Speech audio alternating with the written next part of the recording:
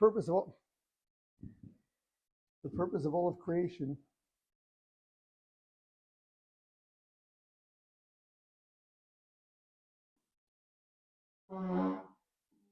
is Hashem's desire to give. And what He gives is a relationship with Him.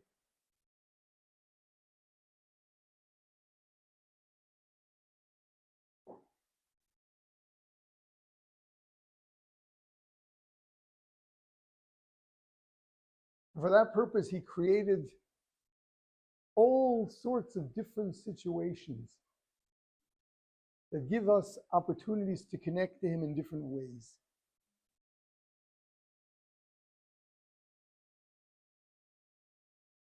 All the different experiences we have in life are different opportunities to create Hashem, to relate to Hashem, to connect to Hashem in different ways. He created our personalities. Our personalities also have so many different phases. And every one of them is another opportunity to connect to Hashem.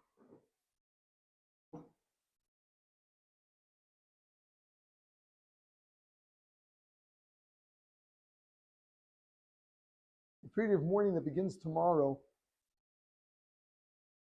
gives us the opportunity to connect to Hashem through pain.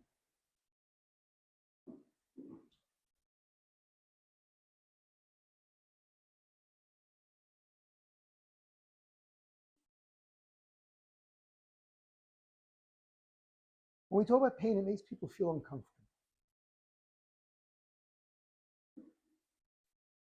In this generation, forgive me, but the number one value is comfort.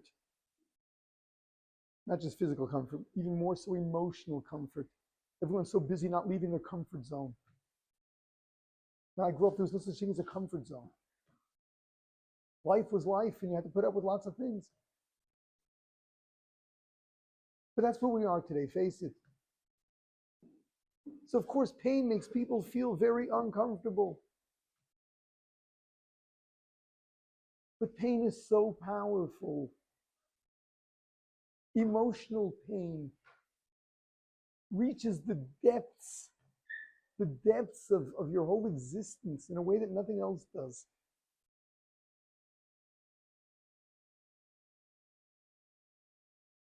And it was created so that we can also have a relationship with Hashem through it.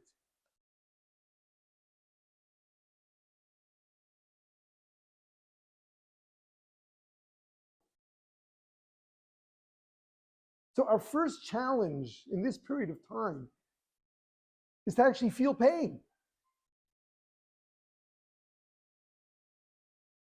Accept the challenge. Be willing to live with the pain, to feel it, to take a candid look at the Jewish nation and understand it's almost 2,000 years of exile.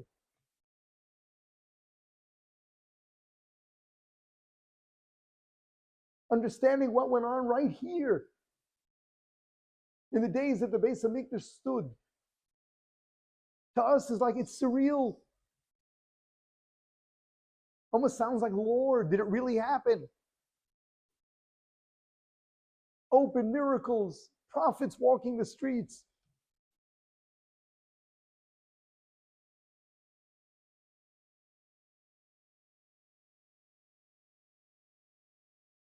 Murphy's laws didn't exist.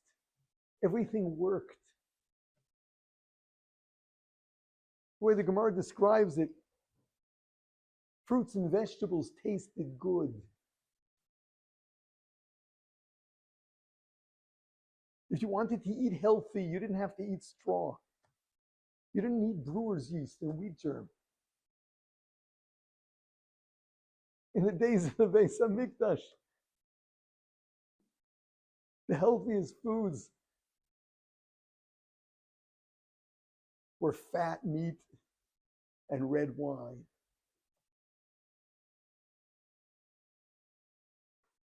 What are they telling us that for? We're into food on that level. You need the Gemara to tell you that. It means everything worked. You didn't have to choose between enjoying life and being healthy. It was one and the same.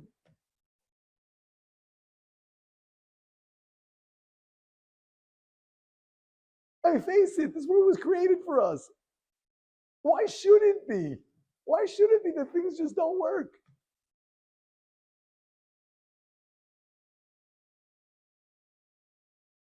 We don't even expect them to anymore.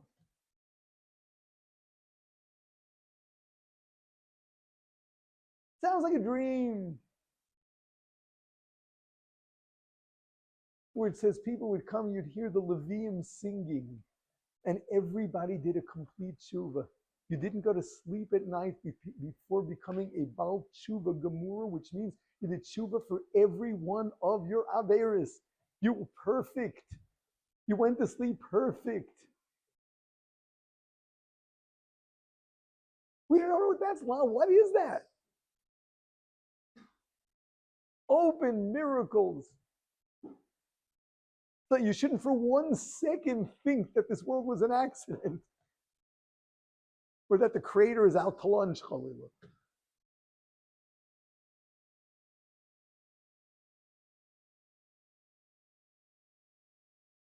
This is like ancient history. That's the way it was supposed to be. To feel the pain. To feel the pain first and foremost of what we're missing. To feel the pain of the state of the Jewish nation. Hashem created this world to give us opportunity to connect to Him. And most Jews don't know He exists.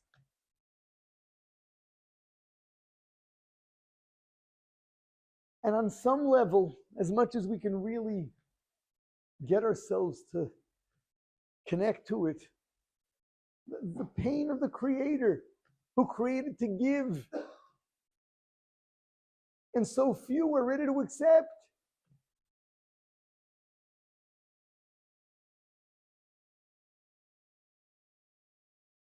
That's really what we're supposed to be feeling. But if that's too lofty, too detached, too far back in history, God's feelings, what does that do with me? So then you can just read about Jewish suffering. October 7th, we were all shocked, but you know something? That was repeated so many times in the history of our people. Pogroms were part of life. Jews were burnt at the stake. Just to think of Jewish suffering. Feel the pain.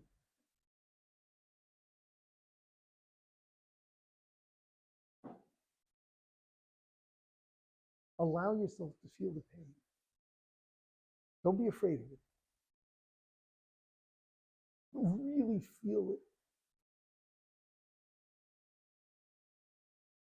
Because when you really feel pain, you reach parts of yourself that you never reached before. And then, what do you do with this pain?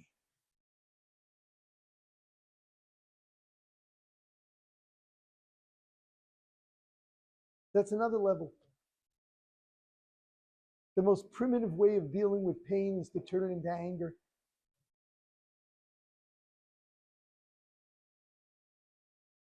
The Jewish way of dealing with pain is to turn it into a craving for closeness to Hashem.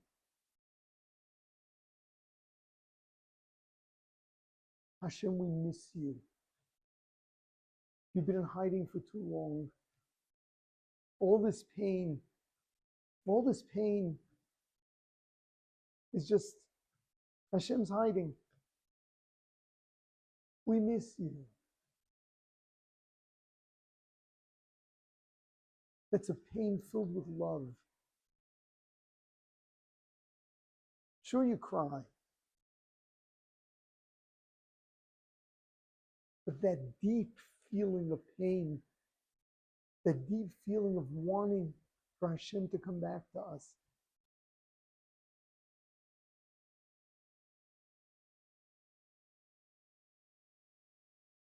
that creates a beautiful relationship. When you crave His closeness, you feel so close.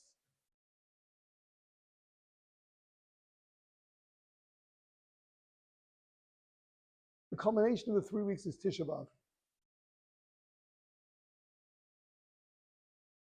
The night of Tisha B'Av, we read Eicha. Many repeat it by day as well. But when it's read at night, the last parak of Eicha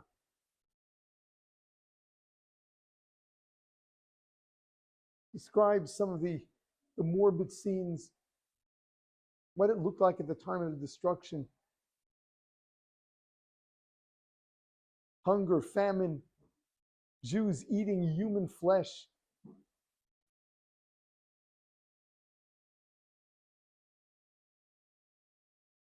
It's morbid. It's also so painful.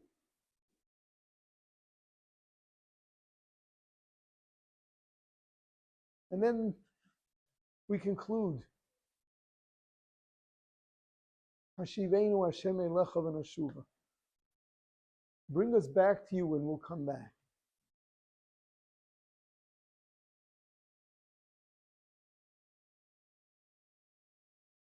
It's telling us very, very clearly what the purpose of it all was. To crave that closeness. Hashem, come back to us and we'll come back to you.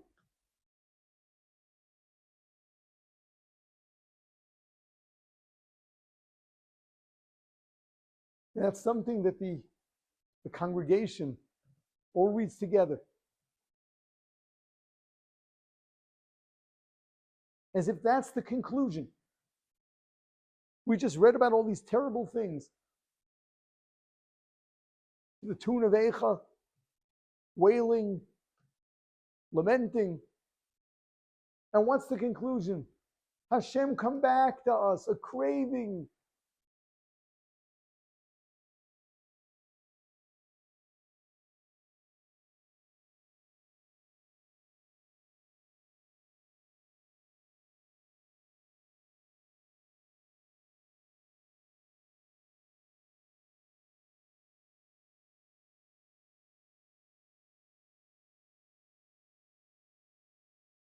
The return, when it all comes together again,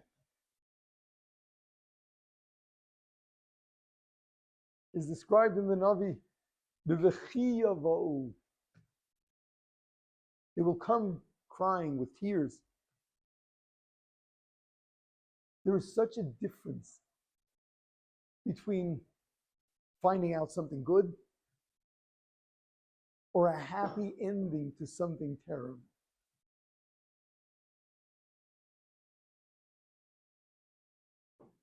All the years of suffering are going to culminate not just in an end to the suffering,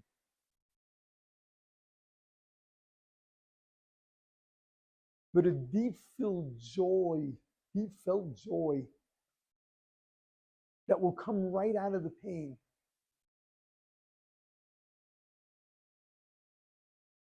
Because pain is so much deeper than joy. And when the joy comes from pain, when the pain turns into joy, you have all of that depth of feeling going into the joy.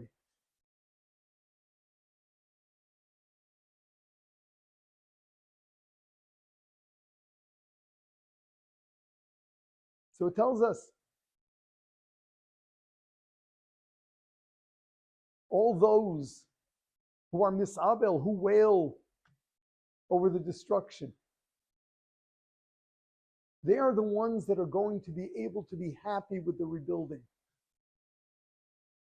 It would seem that there's a direct relationship between the degree to which you felt the pain and the degree to which you're going to feel the joy.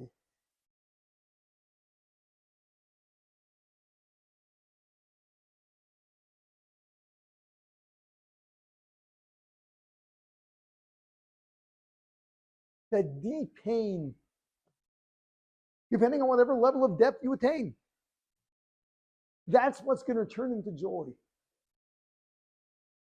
A direct correlation.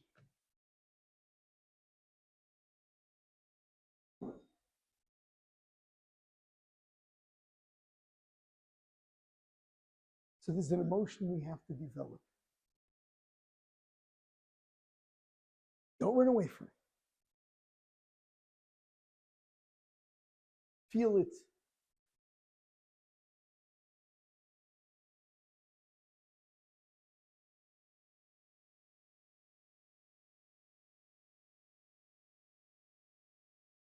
It is without question the most powerful emotion that God created in us.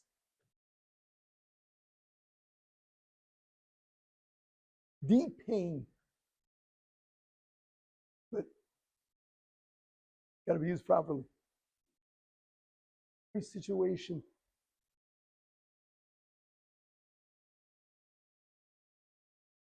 Feel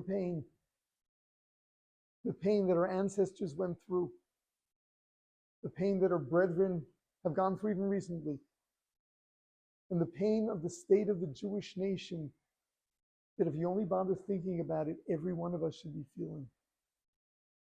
Feel the pain. Crave the closeness. Crave the return.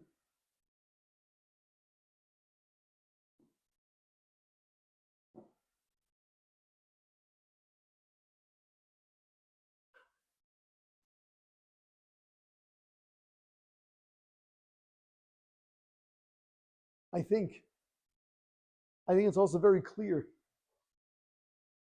that if you do feel the pain, if you do really feel the depth of the tragedy of where the Jewish nation stands today, that you want to do something about it.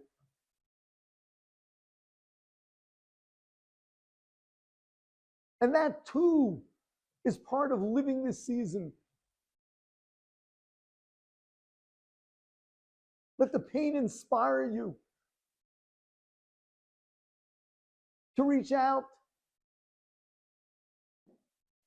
to bring Jews back to Hashem, to help rebuild our nation.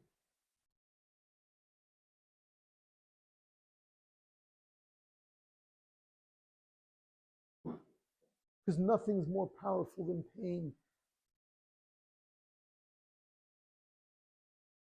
That should inspire you. Let's all feel the Hashiveinu Hashem Elecha v'Nashuva.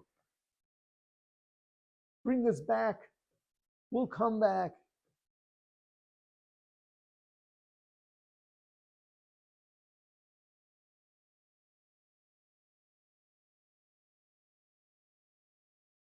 Yearn the closeness as an individual, as part of the nation. Yearn the closeness.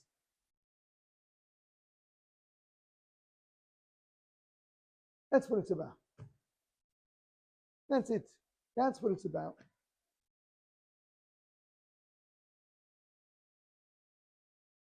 Tisha B'Av is referred to as Mo'ed, although taken a bit out of context in the Pasuk, but the usage of the word Mo'ed, which usually means a festival. Tisha B'Av, a festival, in the days of the Beis Hamikdash, it was a festival. But why is it called Mo'ed? A festival to the Jew is not just a time to eat, drink, and be merry. It's another time to meet up with Hashem, another opportunity to meet up with Hashem, celebrating something in particular. Tisha B'Av is a Mo'ed. It's another time we meet Hashem.